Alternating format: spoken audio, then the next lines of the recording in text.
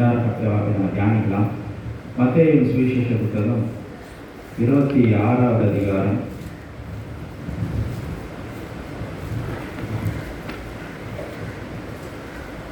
41 வாசிக்கலாம். 26:41.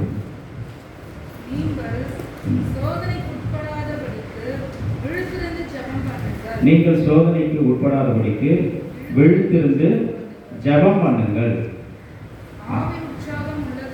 ஆவி உற்சாகம் உள்ளதுதான், மாம்சமோ பலவீனம் உள்ளது என்றார். ஆண்டவர் சொல்றாரு, நீங்கள் சோதனைக்கு உட்படாதபடிக்கு விழித்திருந்து ஜெபம் பண்ணுங்கன்னு சொல்லுது. அப்போ ஜெபம் பண்ணல அப்படின்னா ஒரு மனுஷன் கட்டாயம் 100% எதுக்குள்ள போயிடும் அப்படின்னா சோதனைக்குள்ள கண்டிப்பா போயிடும். ஏன்னா கர்த்தருடைய வார்த்தை, தீர்க்கதரிசனமான வார்த்தை, ஜீவனுள்ள வார்த்தை, ஒரு நாள் போய் சொல்லாரு. ஜெபம் பண்ணா சோதனை வந்து தப்பிக்கலாம். ஜெபம் பண்ணல அப்படின்னா சோதனை ஒரு பொழுது கண்டிப்பாக அதை சிக்கிக் கொள்வார்கள். அல்லேலூயா. ஒரு வாழ்க்கையில் தேவ பிள்ளைகள் கற்றுக்கொள்ள வேண்டிய மிகப்பெரிய ஒரு சத்தியம் என்னன்னா ஜெபம் பண்ணணும். எல்லா சூழ்நிலையில என்ன பண்ணணும்? ஜெபம் பண்ணணும். ஜெபம் இல்லை அப்படின்னா பிசாசு விரிக்கிற அந்த வலையில யாரா இருந்தாலும் அது ரொம்ப சுலபமாக அதில் போய் மாட்டிக்கொள்வார்கள், சிக்கிக் கொள்வார்கள். சோதனைக்கு உட்படாதபடிக்கு விழித்திருந்து ஜெபம் பண்ணுங்க. சோதனைன்னு சொல்லும் பொழுது பாவம் செய்ய வைக்கிறதுக்கான காரியங்கள். ஒரு மனிதனை பாவம் செய்யறதுக்கு தூண்டும். மனிதனை பாவம் செய்யறதுக்கு மனிதனுக்குள்ள இருக்கிற காரியத்தை அப்படியே தூண்டி தட்டி எழுப்பதான் சோதனை. தட்டி எழுப்பும். சிலருக்கு வந்து என்னன்னா கோபம், அந்த கோபத்தை கலறி விடும். என்ன பண்ணோம்? கோபத்தை கலறி விடும் சோதனை. ஜெபம் பண்ணுறவங்க என்ன பண்ணுவாங்க? அதை வந்து மேற்கொள்வார்கள், அதை ஜெயப்படுவோம். சில பேருக்கு அசுத்த எண்ணங்கள், இச்சையான எண்ணங்கள் அது வரும். சோதனை பிசாசு கொடுப்போம். என்ன பண்ணுவாங்க? அந்த சோதனையில் விழுந்து போயிடுவாங்க. நிறைய காரியங்கள் கலாத்தை நம்ம வாசிக்கும் போது 5:19 வாசித்து பார்த்தோம்னா நிறைய காரியங்கள் போன வாரமே சண்டையிலே நம்ம அதை பார்க்கணும். பொறாமைகள், கொலைகள், வெறிகள், குடிக்கக்கூடாதுன்னு நினைக்கிறேன். எவ்வளோ முயற்சி பண்ண என்ன பண்ணிட்டேன் அப்படின்னா குடிச்சிட்டேன் அப்படின்னு. காரணம் என்னன்னா இந்த சோதனை தள்ளு. ஜெபிக்கிற மனுஷனுக்கு இந்த சோதனையிலிருந்து விடுதலை கிடைக்கிறது, சோதனையை மேற்கொள்ள முடியும். அப்போ எப்போலாம் ஜெபிக்கணும்? எப்பொழுதும் ஜெபம் பண்ணுங்க. வேதவசனம் எல்லா நேரத்தில் என்ன பண்ணுங்க? ஜெபம் பண்ணுங்க. வாரத்துக்கு ஒரு நாள் இல்லை, வாரத்துக்கு 2 நாள் இல்லை, எல்லா நேரம் எல்லா நாளும் என்ன பண்ணணும்? ஜெபிக்கணும். அது மாத்திரம் இல்லை, எப்பொழுதும் என்ன பண்ணணும்? ஜெபிக்கணும். வாயில கர்த்தருடைய வார்த்தை இருந்துகிட்டே இருக்கு. அநேகரோட வாழ்க்கையில் என்ன பார்த்தீங்கன்னா கசப்பு, வெறுப்பு, பகை இதெல்லாம் இருக்குது. ஆனால் என்ன எதிர்பார்க்குறாங்க? ஆண்டவர் எனக்கு விடுதலை கொடுத்துருந்தோங்க, எனக்கு வந்து ஆண்டவர் வந்து சுகத்தை கொடுத்துருந்தோம், என் குடும்பம் நல்லா ஆயிடணும், எல்லாத்தையும் நான் வளர்ந்து பெருகிடணும் அப்படின்னு நினைக்கிறேன். எப்படி நடக்கும்? எப்படி நடக்கும்? முதல்ல நம்ம ஆண்டு சமூகத்தில் நம்ம தாழ்த்தும். தாழ்மை உள்ளவர்களுக்கு கர்த்தர் என்ன பண்ணுறாரு? கிருபை அளிக்கிறார். ஜெபம் எதுக்கு அப்படின்னா நமக்குள்ள என்ன காரியங்கள் இருக்கு கர்த்தர் வெளிப்படுத்துவோம். நம்ம ஜெபிக்க ஜெபிக்க ஆண்டவர் நம்மகிட்ட பேசுறாரு. ஜெபம் என்பது பேசுறது. It's a conversation, it's a dialogue. நாமளும் ஆண்டவர் என்ன பண்ணுறோம்? பேசுகிறோம். கர்த்தர் நமக்கு காரியங்கள் வெளிப்படுத்துறாரு. மகனே, உனக்குள்ள கசப்பு இருக்குதுப்பா, உனக்குள்ள வெறுப்பு இருக்குது, நீ சிலவர்கள் என்ன பண்ண மாட்டேற, மன்னிக்கவே மாட்டேற, மன்னிக்கிற மனசு உனக்கு வரல, உன்னை என்ன பண்ண மாட்டேற, தாழ்த்த மாட்டேற, அதனால உன்னை சுகப்படுத்த முடியும். ஆண்டவருடைய நம்மளுடைய வாழ்க்கையில் நமக்கு கிடைக்கிற சுகம் யாருக்கிட்ட இருக்கு தெரியுங்களா? சொல்லுங்க, யாருக்கிட்ட இருக்கு? ஆண்டவர்கிட்ட கிடையாது, உங்ககிட்ட தான் இருக்கு. நமக்கு கிடைக்க வேண்டிய சுகம் வந்து யாருக்கிட்ட தான் இருக்கு? யார்கிட்ட தான் இருக்கு? அது கர்த்தர்கிட்டே கிடையாது. அதை நம்ம புரிஞ்சுக்கணும். ஏன் கர்த்தர்கிட்ட கிடையாதுன்னா அவர் இடமா கொடுக்க மாட்டேன் அப்படின்னு சொன்னா அப்ப சொல்லலாம், நீங்க மனசு வச்சாதான் நடக்கும் அப்படின்னு. அவர் தான் ஏற்கனவே கொடுத்துட்டாரு. இப்போ ஒரு பத்திரத்துல 2 பேர் சைன் பண்ணாதான் ஒரு காரியம் நடக்கும் அப்படின்னா ஒருத்தர் ஏற்கனவே சைன் பண்ணிட்டாரு, இன்னொருத்தர் தான் சைன் பண்ணணும். இப்போ அதோட ஆசீர்வாத சுதந்திரத்துக்கு யார் இப்போ சைன் பண்ணணும்? 2வது நபர். இப்போ யாருக்கிட்ட இருந்தது? முதல் நபர்கிட்ட இருக்கா, 2வது நபர்கிட்ட இருக்கா? முதல் நபர்கிட்ட இருக்குது தான். ஆனால் அவர் பெரிய மனசு, தாராள மனசு, அவர் ஏற்கனவே கொடுத்துட்டார். சிறுவையில தான் பண்ணிட்டாரு. நமக்கு எல்லாம் அவருக்கும் கொடுத்துட்டாரு. இல்லை நீ பார்த்து நடந்துப்பா, அதுக்கேற்றப்ப நான் மனசு இருக்கும்போது என் மூடு நல்லா இருந்தாலும் பார்த்து செய்கிறேன் அப்படின்னு சொல்லலாம். ஆண்டவர் எல்லாவற்றையும் கர்த்தர் கொடுத்து விட்டார். சிலுவையில் நமக்கு தேவையான சுகம், ஆரோக்கியம், நன்மை, உயர்வு, மேன்மை, ரட்சிப்பு, விடுதலை எல்லாத்தையும் அவர் கொடுத்துட்டாரு. இப்போ பிரச்சனை யாருக்கிட்ட தான் இருக்குது? நம்மகிட்ட தான் இருக்கு. சிலரெல்லாம் செத்தாலும் நட பண்ண மாட்டேன், அவங்க வீட்டு வாசல்லே மிதிக்க மாட்டேன், செத்தாலும் என்ன பண்ண மாட்டேன், நான் பேச மாட்டேன், உயிரே போனா கூட என்ன பண்ண மாட்டேன், அதை தொட மாட்டேன் அப்படின்னு சொல்றதுனால உள்ள நிறைய அடப்பு மாதிரி அப்படியே ஆயிடுச்சு. உள்ள நிறைய பிளாக்ஸ், நிறைய அடப்பு இதெல்லாம் ஆயிட்டு ஆண்டவர்கிட்ட அப்போ கேட்குற, ஆண்டவர் எனக்கு விடுதலை கொடுங்க, ஆண்டவர் உயர்த்துக்கு எப்படி உயர் வரும், வரதுக்கு வாய்ப்பே கிடையாது. காரணம்னா உள்ள இருக்கிற அந்த பெருமை, மன மேட்டுமை, கோபம், கசப்பு இதெல்லாம் என்ன பண்ணிட்டு ஒரு மனுஷன் அப்படியே இழுத்து போட்டு வச்சு அப்புறம் நம்ம என்ன சொல்கிறோம், ஜபம் தானே பண்ணுறேன், ஆனால் ஜபம் பண்ணி ஒன்றும் கேட்கலங்க.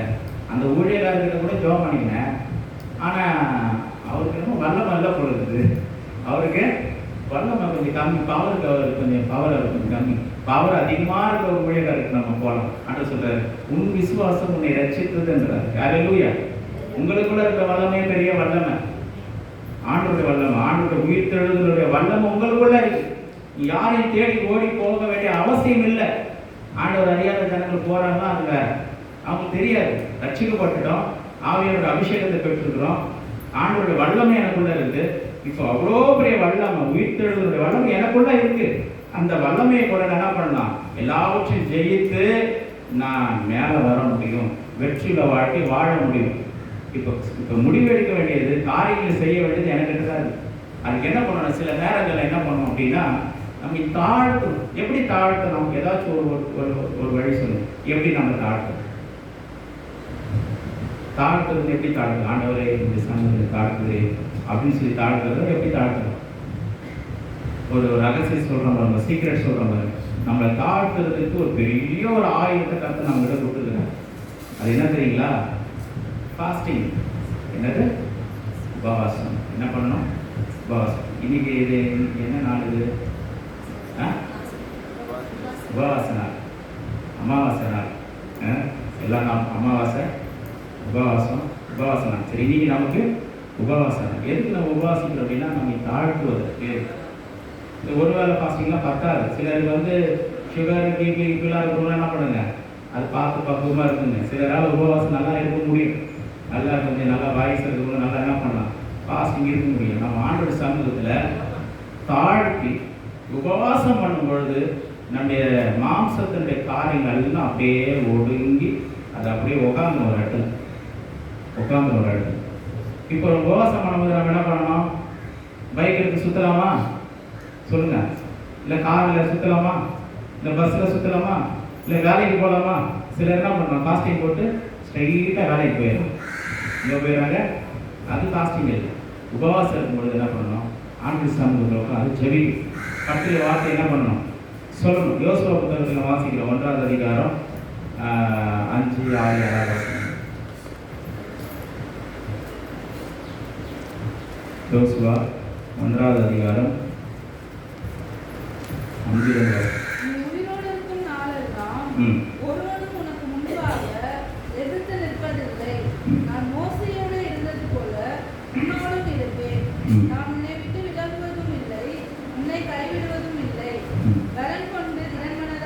பலம் கொண்டு திடமனதாயிரு. இந்த ஜனத்தின் பிதாக்களுக்கு நான் கொடுப்பேன் என்று ஆணையிட்ட தேசத்தை நீ இவர்களுக்கு பங்கிடுவாய். 7வது வசனம். என் தாசனாகிய மோசே உனக்கு கற்பித்த நியாயப்பிரமாணத்தின்படி எல்லாம் செய்ய கவனமாயிருக்க மாத்திரம் மிகவும் பலம் கொண்டு பலம் கொண்டு திடமானதா சொல்றாரு. எதுக்கு பலம் கொண்டு திடமானதா சொல்றாருன்னா, அந்த நியாயப்பிரமாணத்துல சொல்லப்பட்டிருக்க காரியங்களை செய்வதற்கு நம்ம என்ன பண்ணணுமா, கவனமா இருக்கணும். பைபிள்ல அப்படி சொல்லுது. அதை செய்யறதுக்கு என்னுடைய அட்டென்ஷனே எதில் தான் இருக்கணும், பைபிள் அப்படி சொல்லுது, அதை தான் நான் செய்யணும். அதை மீறி நான் செஞ்சிடக்கூடாது. அல்லேலூயா. உன் சத்துரு பசியா இருந்தால் சொல்லுங்க, அது பின்னாடி உன் சத்துரு பசியா இருந்தா அவனுக்கு சொல்லுங்க, கரெக்ட் தான் சொல்லுங்க, அவனுக்கு ஆகாரம் கொடு. சத்துரு பசியா இருந்தா என்ன பண்ணுமா, இப்போ ஆண்டவர் நம்ம இதெல்லாம் யோசிக்கணும். ஒருத்தர் சத்துரு நமக்கு அவன் எதிரி நம்மளை ஒரு மாதிரி சொல்லிட்டா, ஒரு மாதிரி பேசிட்டா, நம்மளாம் நினைக்கிறோம் அப்படின்னா அவன் வீட்டு வாசலே வெளிக்கக்கூடாது, நம்ம கேட்கக்கூடாது, பேசவே கூடாது, இப்படி வந்து அப்படி திருப்பிக்கணும் அப்படின்னு நம்ம நினைக்கிறோம். ஆனால் ஆண்டவர் என்ன சொல்கிறாருன்னா, சத்துரு பசியாக இருந்தால் என்ன பண்ணேன், அவனுக்கு ஆகாரம் சாப்பிட்டியாப்பா, நீ சாப்பிட்டியாப்பா. இதுதான் ஆண்டோட மெத்தடு, இதுதான் ஆண்டோடைய மெத்தடு. நீங்கள் எஸ்தர் புஸ்தகத்தில் வாசி பார்த்தீங்கன்னா மொர்தெகாய் சொல்கிறார், இந்த காலத்தில் நீ மௌனமாக இருந்தால் யூதருக்கு ரட்சிப்பு வேற ஒரு இடத்துல இருந்து எழுப்பி வரும். ஒரு வேலை உனக்கு ராஜமேன்மை கொடுக்கப்பட்டது எதுக்காகன்னா ஜனத்தை விடுதலை பண்ணுவதற்கு ஒரு வேளை உனக்கு ராஜமேன்மை கொடுக்கப்பட்டிருக்கலாம். நீ கொஞ்சம் யோசிச்சு பாருங்க. நீ ராஜாவோட அரண்மனையில் இருக்கிற ராஜாத்தியாக இருக்கிற ஒரு ராஜமேன்மை கொடுக்கப்பட்டிருக்குது, அதை கொஞ்சம் யூஸ் பண்ணிக்கின்ற ஒருவேளை உன்னை அதுக்காக கூட ஆர்டர் வச்சிருக்கலாம்ல. ராஜா என்ன பண்ணிட்டான், தீர்மானம் பண்ணிட்டாங்க. என்ன பண்ண ஆமானுடைய ஒரு திட்டம், யூத குலத்தை என்ன பண்ணும், அழிச்சு போட்டணும். அதுதான் அவருடைய திட்டம். எல்லாமே ரெடி ஆயிடுச்சு. இப்போ சட்டம்லாம் போட்டாங்க. இப்போ என்ன பண்ணுறது ஒன்றும் தெரியல. இப்போ மொர்தெகாய் இந்த ஆலோசனை சொல்கிறாரு, எஸ்தர் ராஜாத்தி என்ன பண்ணுறாங்க அதை கேட்டுட்டு, அப்படியானா நான் என்ன பண்ணுறோம், நீங்கள் எல்லாரும் ஒன்று சேர்ந்து 3 நாள் ஃபாஸ்டிங் இருக்குன்றாங்க. 3 நாள் அல்லும் பகலும் இரவு பகல், டே அண்ட் நைட்டு 3 நாள் ஃபாஸ்டிங் இருக்கணும். சாப்பிடக்கூடாது, தண்ணி குடிக்கக்கூடாது. எத்தனை நாளைக்கு? எத்தனை பேர் 3 நாள் சாப்பிடவும் இல்லை, தண்ணியும் குடிக்கல, டீயும் குடிக்கல, எதுவும் குடிக்கல, 3 நாள் அப்படி ஃபாஸ்டிங் இருக்குன்னு நான் சொல்ல முடியுமா? 3 நாள் ஃபாஸ்டிங். நீங்கள் ஃபாஸ்டிங் இருக்க 3 நாள், நானும் என்ன பண்ணுறேன், நானும் என் தாதிமார்களும் என்ன பண்ணுவோம், 3 நாள் அப்படியே நாங்களும் ஃபாஸ்டிங் இருக்கும். 3 நாள் ஃபாஸ்டிங். 3ஆவது நாள் ராஜா முன்னாடி நிற்கிறாங்க. இப்போ உள்ளே போனால் ஒரு வேளை ராஜாவுடைய கண்களை தயவு கிடச்சதுன்னா ஓகே, அப்படி இல்லைன்னா கொண்டு போட்டுருவாங்க. நான் செத்தாலும் சாகிறேன், என் ஜனத்துக்காக போய் நிற்கிறேன்னு சொல்லிட்டு போகிறாங்க.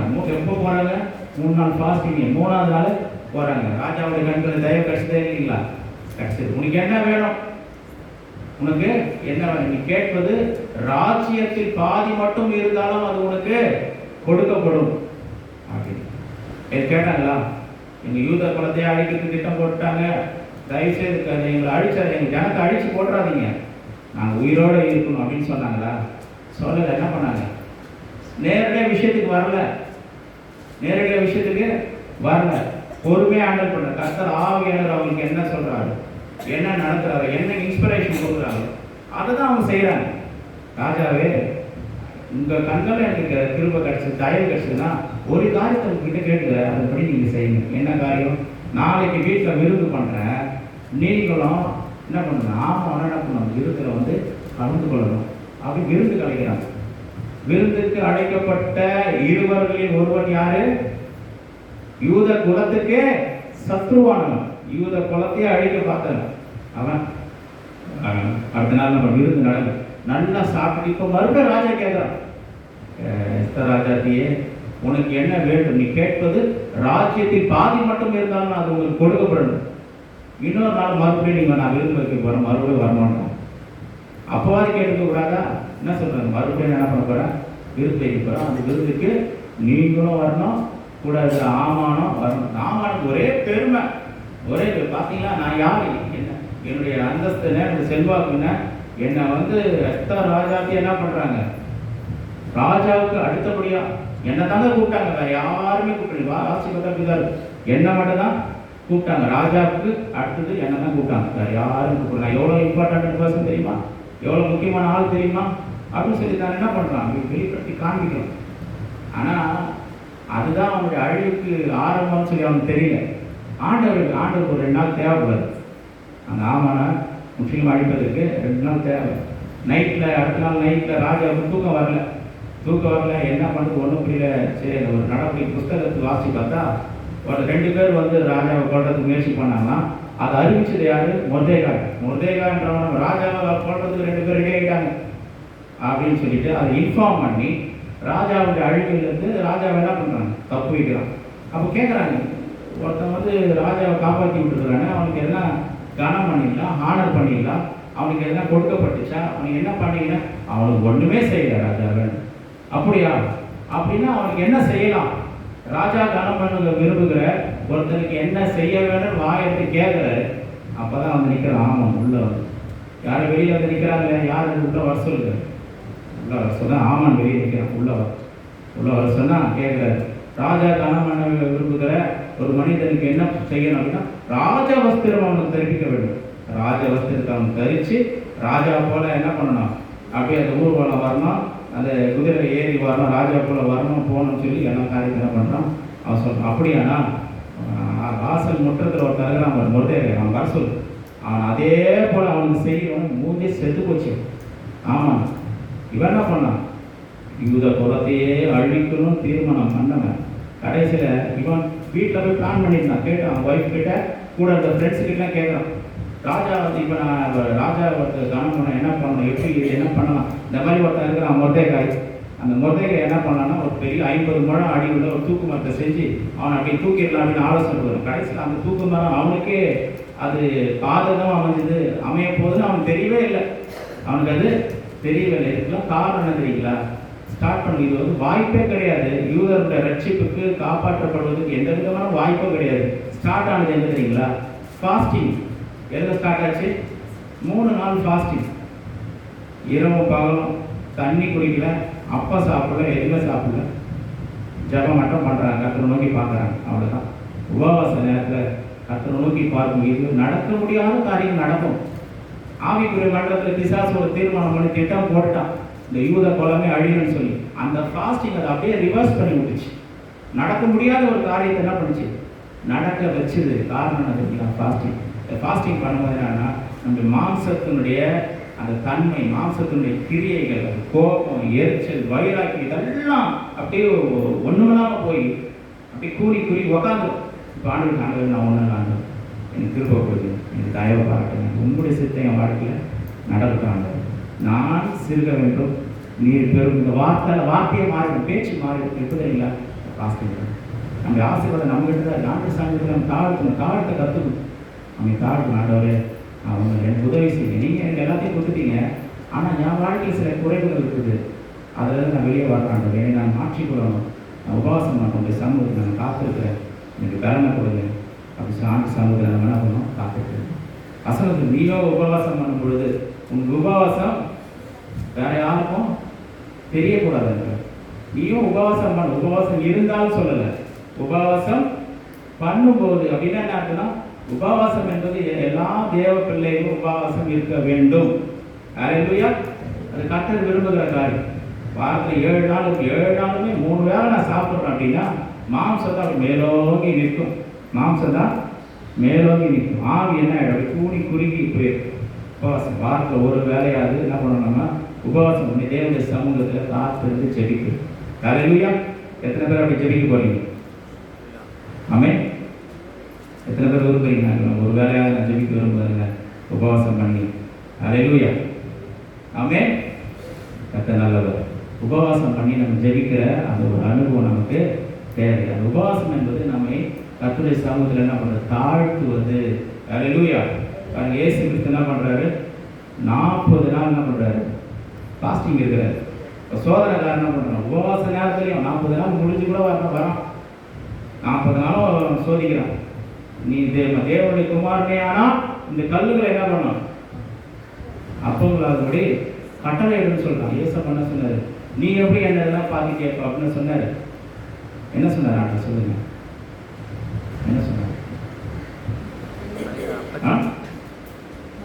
மனுஷன் 54 மாத்திரமல்ல, தேவனுடைய வாயிலிருந்து புறப்படுகிற ஒவ்வொரு வார்த்தையினாலும் படைப்பான்.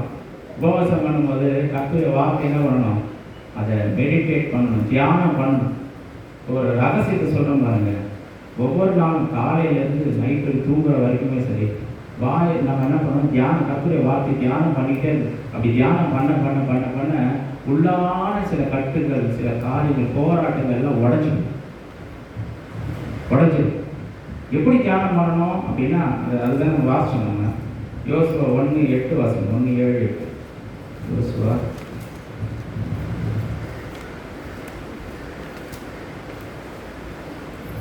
8வது வசனம். இந்த நியாயப்பிரமாண புஸ்தகம் உன் வாயை விட்டு பிரியாதிருப்பதாக இதில் எழுதியிருக்கிறவர்களின்படி எல்லாம் நீ செய்ய கவனமாக இருக்கும்படி இரவும் பகலும் அதை தியானித்துக் கொண்டிருப்பாயாக. அப்பொழுது நீ உன் வழியை வாய்க்க பண்ணுவாய், அப்பொழுது புத்திமானாயும் நடந்து கொள்வார். என்ன சொல்றாருன்னா, இரவும் பகலும் என்ன பண்ணணுமா? தியானித்து கொண்டிருக்க வேண்டுமா? இந்த நியாயப்பிரமாண புஸ்தகம் வாயை விட்டு பிரியாது இருப்பதாக இதில் எழுதியிருக்கவைகளின்படியெல்லாம் நீ செய்ய கவனமாக இருக்கும்போது இரவும் பகலும் அதை தியானித்து கொண்டு இருப்பாயாக. அப்படின்னா என்னன்னா, தியானித்து கொண்டிருப்பாங்கன்னா அப்படியே மனசில் அப்படியே யோசனையாக இருக்கிறது, யோசனை தூங்கிடுவோம் சில நேரத்தில். அதாவது எபிரேய மொழியில வந்து தியானித்து கொண்டிருப்பாயாகன்ற அந்த வார்த்தைக்கோட அர்த்தம் என்னன்னா, மர்மரின்னு சொல்லுது இங்கிலீஷ்ல. மர்மரிங் அப்படின்னா முணுமுணுத்து கொண்டே இருக்க வேண்டும். நாம் இதை என்ன பண்ணுமா? சரியான மொழியாக்கணும்னா கர்த்தருடைய வார்த்தையை இரவு பகலும் வாயில சொல்லிக்கிட்டே இருக்கு. அல்லேலூயா. என்ன நடக்கும் அப்படின்னா, கர்த்தருடைய வார்த்தை வாயில சொல்லிக்கிட்டே இருக்கு. சொல்ல சொல்ல சொல்ல சொல்ல சொல்ல பிசாசு பார்த்து பயப்படுவாங்க, அவங்களை பார்த்து நடுங்கும். ஏன்னா கர்த்தருடைய வார்த்தை நாம் இருக்கு. அப்படியே யோசிக்கிறது தூக்கிறது இல்லை. இரவு போகும்போது வரும்போது என்னை பலப்படுத்துகிற கிறிஸ்துவினால் எல்லாவற்றும் செய்யணும். என்னை பலப்படுத்த கிறிஸ்துவினால் எல்லாவற்றும் செய்யணும். என் பிள்ளைகள் எல்லாம் கர்த்தரால் போதிக்கப்படும். என் பிள்ளை இந்த சமாதம் பெரிதாக நான் என்னோட கூட இருந்து நான் செய்கிற காரியம் பயங்கரமாக கஷ்டம் பயப்படாது. திகையான காலங்கள் நான் தேவன் நான் உன்னை பலப்படுத்தி சகாயம் நீதி வளர்கிறதினால் உன்னை தாங்குவேன். எனக்கு ஒரு ஆசையும் பருவம் வேறா என் கண்ணில் எடுத்து வானத்தின் பூமி உண்டாக்கினதிலிருந்து எனக்கு ஒரு ஆசையும் உன்னதமான மறைவிருக்கும் சர்வ வளரும் நிழலில் தங்குவன் பார்த்து சொல்லிட்டு சொல்ல சொல்ல சொல்ல உனக்குள்ள ஒரு அபிஷேகம் வரும், ஒரு கலன் வரும், ஒரு விடுதலை வரும். பாருங்க, அப்படி சொல்கிறவங்களுக்குள்ள பிசாசு கட்டு இருக்குன்னு நீங்கள் நினைக்கிறீங்களா? வாய்ப்பே கிடையாது. எல்லா கட்டுகளும் உடச்சு போயிடும். காலையிலேருந்து ஈவினிங் வரை சில நேரம் ஒரு வசனமே உங்களை ரொம்ப தொட்டுருக்கும். அந்த வசனத்தை சொல்லிக்கிட்டே இருங்க, வாயில் உச்சரிச்சுட்டே இருங்க, சொல்லிக்கிட்டே இருங்க. 2 மணி நேரம் 3 மணி நேரம் சொல்லுங்க. அப்படி நான் ரொம்ப கலவையாக சொல்லவே முடியாது. கலனம் விடுதலை வந்து ஜெயம் வந்து நம்ம அதை பண்ணுறதே கிடையாது. ஜாக்கிரதையாக இருக்கிற ஆண்டர் வசனங்களை என்ன பண்ணும்? வாயில் வார்த்தையில தான் வல்லமாக இருக்குது. எதில் தான் இருக்குது வல்லமை? கர்த்தருடைய வார்த்தையில. கர்த்தர் எதில் இருக்கிறாரு? வார்த்தையில தான் இருக்கு. கர்த்தரே வார்த்தையா இருக்கிறார். அல்லேலூயா. அவர் வார்த்தை, அந்த வார்த்தை நம்முடைய வாயில் நம்ம வைக்கணும். அப்படி வைக்கும்போது வார்த்தை சொல்ல சொல்ல சொல்ல சொல்ல நமக்கு அக்கினி மூடும், அனல் உண்டாகும், விடுதலை உள்ள. சொல்லி பாருங்க, சொல்லி பாரு. அது கூட கொஞ்சம் ஃபாஸ்டிங் இன்க்ளூட் பண்ணி பாருங்க. வாரத்தில் ஒரு நாள் ஒரு வேளை, மினிமம் ஒரு வேலையாவது ஒரு நாளாவது கர்த்தருடைய சமூகத்துக்கு காத்திருந்து எங்கேயும் போகாமல் பைபிள் எடுத்து உட்காந்து காலையிலேருந்து சாயந்தரம் வரைக்கும் வீட்டில் சொல்லிடுது, எனக்கு ஒரு நாள் கொஞ்சம் ஃப்ரீ பண்ணி கொடுங்க, நான் எதுவும் பண்ணுற மாதிரி இல்லை, இன்றைக்கி ஒரு நாள் நான் பைபிள் படிக்கக்கூடாது. சோம் வசனத்தை காலையிலேருந்து சாயந்தரம் 6 மணி வரைக்கும் பண்ணுங்க. காலையில் 6 மணிக்கு உட்காந்தீங்கன்னா சாயந்தரம் 6 மணி வரைக்கும் நிறைய வசனத்தையே சொல்லணும். உச்சரித்துட்டே வாயில் வசனத்தை சொல்ல சொல்ல சொல்ல சொல்ல விடுதலை உண்டாகும், பலன் உண்டாகும். கர்த்தர் வல்லமை ஃபீல் பண்ணணும். கர்த்தரை நம்மளோட இடைப்படணும், பேசுறது, தரிசனம் உண்டாகும். எல்லா காரியம் நடக்கும். ஏன்னா நமக்கு முக்கியத்துவமே தரல. நடக்கக்கூடாத காரியங்கள் நடக்கும். அதாவது யூதர்கள் வந்து காப்பாற்றப்படுவதற்கு வாய்ப்பே இல்லை. அந்த ஃபாஸ்டிங் வந்து அப்படி சூழ்நிலை தலைகளாக மாற்றிடுச்சு. இன்னொன்று சொல்றீங்களா, நம்மளோட சிந்தனையே மாற ஆரம்பிச்சு, நம்ம எண்ணங்கள் மாறும். நீங்கள் ஃபாஸ்டிங் வந்து பேசுறதுக்கும் ஃபாஸ்டிங் இல்லாமல் சாதாரணமாக இருந்து பேசுறதுக்கு நிறைய வித்தியாசம். ஆண்டு சமூகத்தில் 3 நாள் உபவாசம் பண்ணுங்க. நான் 3ஆவது நாள் நீங்கள் பேசி பாருங்க, உங்கள் பேச்சே வித்தியாசமாக இருக்கும். உங்கள் பேச்சில் ஒரு தன்மை வித்தியாசமாக இருக்கும். உங்களுடைய எண்ணங்கள் வித்தியாசம், உங்கள் யோசனை வித்தியாசம், உங்களுடைய ஆவினுடைய நிலைப்பாடு வித்தியாசமாக இருக்கும். தாழ்வு நமக்குள்ள வந்துடும், சாந்த குணம் வரும். தேவனுடைய அந்த டைரக்ஷனில் போக ஆரம்பிச்சு ஆண்டவரே சார்ந்து கொள்ள ஆரம்பிச்சு. இது இப்படிப்பட்ட வாழ்க்கை கர்த்தர் அழைத்திருக்கிறார். கிறிஸ்தவ வாழ்க்கை என்பது ஒரு சாதாரணமாக வாழக்கூடிய ஒரு வாழ்க்கை அல்ல. அதுக்கு நிறைய எஃபர்ட் போடணும், நிறைய முயற்சி பண்ணணும், பிரயாசப்படணும், காரியங்கள் செய்யணும். கிறிஸ்தவ வாழ்க்கை என்பது ஒரு என்னன்னா ஒரு யுத்தம் தான். கிறிஸ்தவ வாழ்க்கை என்பது யுத்தம். இதை முயற்சி எடுத்தோம்னா, ஒரு ஸ்டெப் எடுத்து முன்னாடி எடுத்து வச்சோம்னா காரியங்களை நம்ம வாழ்க்கை கர்த்தர் செய்வோம். அல்லேலூயா. ட்ரை பண்ணி பாருங்க. சின்ன வயசுல இருந்ததுன்னா நல்லா நம்ம ஆண்டவர் சமூகத்தில் காத்திருந்து உபவாசம் பண்ணி அதிகமாக ஜெபிக்க முடியும். வேத வசனங்கள் வாயிலிருந்து நீக்கக்கூடாது. கர்த்தர் உண்மையாக நேசிக்கிறோம் அப்படின்னா அதுக்கு என்ன அர்த்தம் தெரியுங்களா?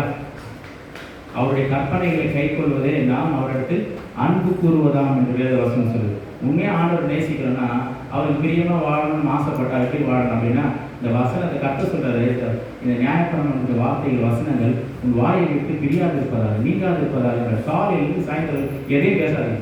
கர்த்தர் வார்த்தையை சொல்லிட்டே போகும்போது வரும்போது ஒரு வசனம் வசனத்தை சொல்ல சொல்ல சொல்ல சொல்ல பிசாசுல பார்த்தாலே பயப்படுவோம். பிசாசு நீங்கள் உங்கள் வீட்டுக்குள்ள இருக்கிறீங்கன்னா உள்ள வார்த்தையே பயப்படும். உள்ள வரலான்னு பார்த்தா உள்ள ஒரு அம்மா மட்டும் என்ன பண்ணுறாங்க, வசனத்தை சொல்லிக்கிட்டே இருக்கு. உள்ளேயே நுழைய முடியலையே, எனக்கு தடையாக இருக்குது உள்ள வரத்துக்கு. சொல்லுவானா சொல்ல மாட்டாங்க? கண்டிப்பாக சொல்லுவோம். நம்ம கிட்ட நம்ம செய்ய செய்ய கர்த்தரை உண்மையா தேடும் பொழுது, டிலிஜென்ட்டா தேடும் பொழுது, விடாப்பிடியாய் தேடும் பொழுது, வைராக்கியத்தோடு தேடும் பொழுது ஆசீர்வாதம் நம்முடைய, விடுதலை நம்முடைய, சுகம் நம்முடைய. கர்த்தர் நிச்சயமா நம்ம வாழ்க்கை. இந்த ஜபம் முக்கியம். ஜபத்தை விட்டுறக்கூடாது. இந்த ஜபமே இல்லைங்க, ஜபமே இல்லை, வசனம் இல்லை, வாயில இல்லை, வார்த்தை இல்லை, உபவாசம் எதுவுமே இல்லை அப்படின்னா பிசாசு நம்ம தலைமையால ஏறி உட்காந்து நான் சொல்றபடி தான் நீ செய்யணும் சொல்றேன்னா சொல்ல மாட்டேன். அந்த வாழ்க்கைக்காக ஆண்டவர் சொல்றாரு, நீங்க சோதனைக்கு உட்படாதபடிக்கு விழித்திருந்து ஜபம் பண்ணுங்க. விழித்திருந்துன்னா அப்படியே நைட்டில் தூக்கிடுமா, அது மாதிரி இல்லை. விழித்திருந்து கான்சியஸாக இருங்க. பிசாசு எந்த நேரத்தில் உங்களை தாக்குமோ எப்படி மடக்குமோ அப்படின்றத நீங்கள் கான்சியஸாக. இது வந்து எங்கேருந்து ஒரு காரியம் எங்கேருந்து இது பிசாசு கொடுக்குறானா, இல்லை நம்ம சொந்தக்காரங்க செய்கிறாங்களா, இல்லை நம்முடைய குடும்பத்தில் இருக்கிறவங்க செய்கிறாங்களா, இல்லைன்னா இது வந்து நம்ம வேலை ஸ்தலத்தில் இருக்கிற நம்ம சக நண்பர்கள் செய்கிறாங்க, யார் செய்கிறா, யார்கிட்ட இருந்து வருது, அதை நம்ம என்ன பண்ணணும், அறிந்து கொள்ளணும். அதுதான் விழித்து இருக்குது. ஒரு காரியம் பிசாசு ஆண்டவர் சொல்கிறார். எபேசியர் வாசி பார்த்தீங்கன்னா, எபேசியர் 6:18 நான் வாசி பார்த்தீங்கன்னா, பிசாசோட தந்திரங்களுக்கு எதிர்த்து நிற்கிற பிராணி உள்ளவர்களுக்கு. அப்புறம் பிசாசோட எதிர்த்து நிற்கிறதுன்னு சொல்லலை, என்ன சொல்லப்படுறது, பிசாசுடைய தந்திரங்களுக்கு எதிர்த்து நிற்கணும்னு சொல்லியிருக்கு. நான் பிசாசை ஏற்கனவே ஏசப்பா ஜெயிச்சிட்டாரு. அல்லேலூயா. காரணம் தட்டை யார் ஏசப்பா அவங்க மயப்படுத்துமா? நம்ம எதிரி ஏற்கனவே தோற்கடிக்கப்பட்டவன். நம்ம எதிரி ஏற்கனவே தோற்கடிக்கப்பட்டவன். அவனை பற்றி கவலைப்படணும் அவசியம் கிடையாது. அவன் ஏசப்பா சிலுவை எப்பயும் ஜெயிச்சிட்டாரு. ஆண்டோட வார்த்தை என்னன்னா, பிசாசுக்கு எதிர்த்து நிற்கிறது இல்லை, பிசாசுடைய தந்திரங்களுக்கு எதிர்த்து நிற்க வேண்டும். என்ன பண்ணுவோம், எப்படி தந்திரம், எப்படி தந்திரமா பண்ணுவான், நமக்குள்ள என்ன பண்ணுறோம், ஒரு கசப்பு விரைச்சி விட்டு போயிட்டே தப்ப வச்சுருப்பான். இது இருக்கிற வரைக்கும் நீ யார் அப்படின்னும். ஏதாவது ஒரு கோபத்தை என்ன பண்ணுறோம், விரைச்சி வச்சுருவோம். இது உனக்குள்ள இருக்கிற வரைக்கும் நீ யார். சிலர் என்ன பண்ணுவோம், இச்சையான காரியங்கள் உள்ள விரைச்சி வச்சுருவோம். சிலருக்கு பெருமையை விரைச்சி வச்சுருவோம். இன்வெஸ்ட் பண்ணிட்டு போயிட்டே இருக்கணும். அவ்வளோதான். அது இருக்கிற வரைக்கும் அவன் ஆளுணும். ஒரு பக்கம் ஆவியோட அசைவாடல், இன்னொரு பக்கம் பாதி தான் இந்த நிலத்தில் பாதி கடவுளுக்கு, நிலத்தில் மீதி பாதி என்ன எனக்கும் பங்கு இருக்குன்னு இருக்கும். பங்கு ஆமாம், சோகம் நடக்குது, அற்புதம் நடக்கும், அதிசயம் நடக்கும். ஆனால் ஒரு பக்கம் நம்ம பிசாசு பிடிச்சி வச்சு என் காரியம் உள்ளே இருக்குது, எனக்கு சொந்தமான காரியம் உள்ள அங்கே இருக்குது, நானும் பண்ணுவேன் பிடிச்சி, எனக்கும் பங்கு இருக்குது, எனக்கும் உரிமை இருக்குது, உரிமை பாராட்டிட்டு வருவோம். இப்போ தந்திரம் அதுதான் பாடல். நம்ம விழித்திருக்கணும், அதான் விழித்திருக்கு. எப்படி விழித்திருக்கு, ஓ இது பிசாசுல ஆகிட்டாங்க, இது பிசாசுடைய காரியம், இது பிசாசுடைய தந்திரம். அப்போ அதை எராடிகேட் பண்ணுறதுக்கு என்ன பண்ணணும், ஆண்டு சமூகத்தில் ஃபாஸ்டிங் வந்து உபவாசம் பண்ணி காதலை அழுது, ஆண்டோட இது எனக்கு வேணும், அவனுடைய காரியம் எனக்கு வேணும், கர்த்தருடைய காரியம் தான் எனக்கு வேணும் அப்படின்னு சொல்லி நம்ம இது தாழ்த்தும் பொழுது விடுதலை டக்குன்னு உண்டாயிடும். உங்கள் விடுதலை விகட்டதாக இருக்குது, இந்த ஆசீர்வாதங்கள் விகட்டதாக இருக்குது. அதை அறிஞ்சிக்கிட்டோன்னா இதுதான் ஆண்டு சுத்தமாக, இதுதான் கர்த்தர் வழியா புரிஞ்சு அது கூட போயிட்டோம் அப்படின்னா விடுதலை உடனே வரும். அல்லேலூயா. ஜெபிக்கலாங்களா? கண்ணில் யாராவது எழுதுங்க.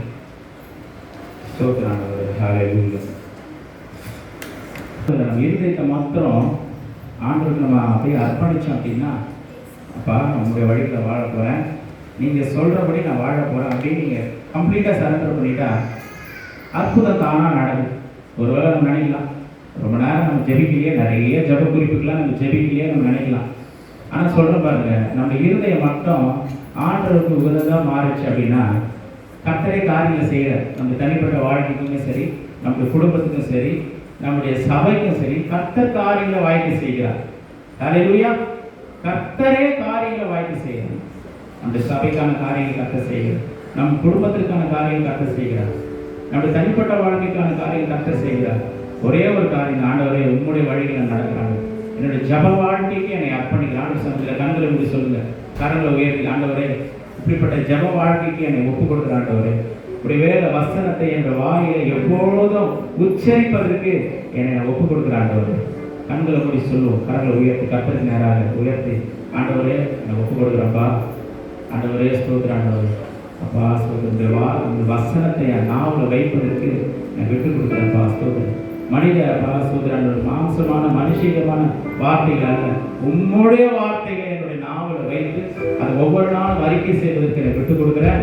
அதை என்னை அர்ப்பணிக்கிறேன், இந்த ஜப வாழ்க்கைக்கு என்னை அர்ப்பணிக்கிறேன். ஆண்டவரே உபவாசம் பண்ண வேண்டும் என்று நான் தீர்மானிக்கிறேன். உதவி செய்யுங்க, என்னை பலப்படுத்துங்க. இந்த கிருபை எனக்குள்ள தாங்கி வழி நடத்திட்டு ஆண்டவர் என்று சொல்லுவோம். ஹல்லேலூயா, ஸ்தோத்திரம். சோதனைக்கு உட்படாதபடிக்கு விழித்திருந்து ஜெபம் பண்ணுங்கன்னு சொல்லி வேதத்தில் சொல்லப்பட்டது.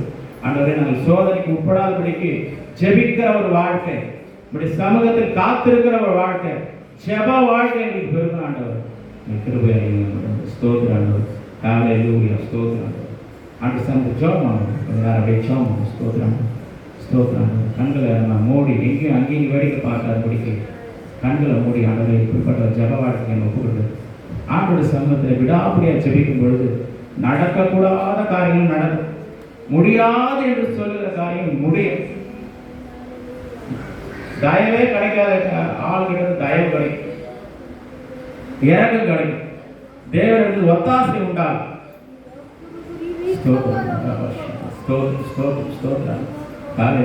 ஒப்புக்கொடு. நீ எதற்கு ஒப்புக்கொடுங்க அந்த அளவுக்கு ஆவியனுடைய இருதயத்தை கிரியை செய்யும். நீங்கள் பண்ணுற ஜெபம் தான் உங்களுக்குள்ள மாற்றத்தை கொடுக்கும். நீங்கள் பண்ணுற ஜெபம் தான் உங்களுக்குள்ள விடுதலை. இப்பொழுது உங்களுடைய விடுதலையின் நேரம், இது உங்களுடைய விடுதலை நேரம். கண்களை மாத்திரம் இருக்க மூடிக்கொள்ளுங்க. இது உங்களுடைய விடுதலையின் நேரம். நீங்கள் எந்த அளவுக்கு அர்ப்பணிக்கிறீங்களோ நாட்டு நாடக சமூகத்தில் அந்த இந்த வாழ்க்கைக்கு என்னை ஒப்புக் கொடுக்கலாம்ப்பா, என்னை ஒப்புக் கொடுக்குறேன்னு சொல்லி நீங்கள் இருதயத்தை தாழ்த்தி நீ ஜெபம் பண்ணும்போது ஒரு விடுதலை, புத்தி கட்டாத ஒரு தேவ சமாதம் உங்கள் இருதயத்தை நிரப்பும். ஸ்தோத்திரம். ஹல்லேலூயா, ஸ்தோத்திரம் ஸ்தோத்திரம்.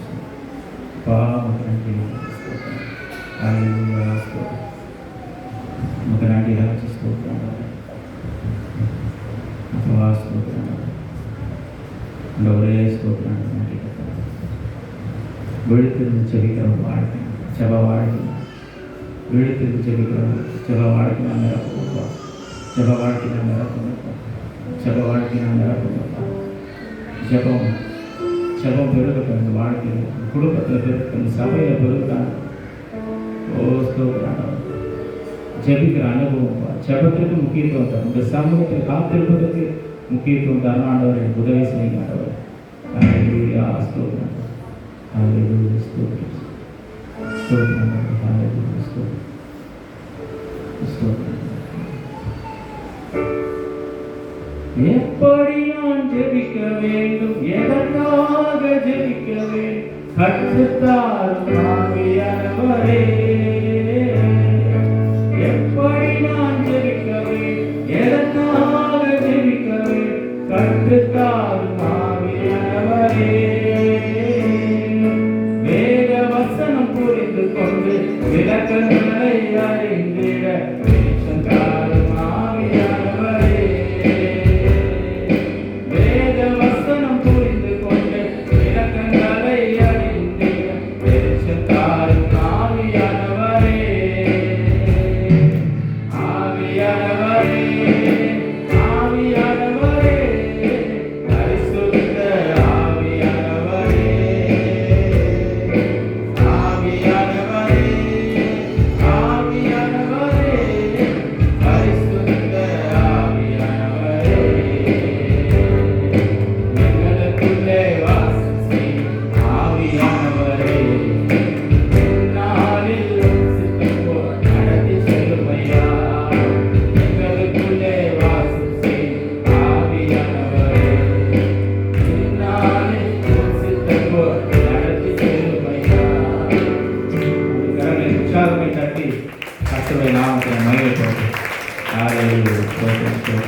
எத்தனை பேருடைய இருதயத்தை கர்த்தர் பேசினார் சொல்லி உணர்றீங்களோ எல்லாரும் கரங்களை உற்சாகம் தட்டி காட்டணும்.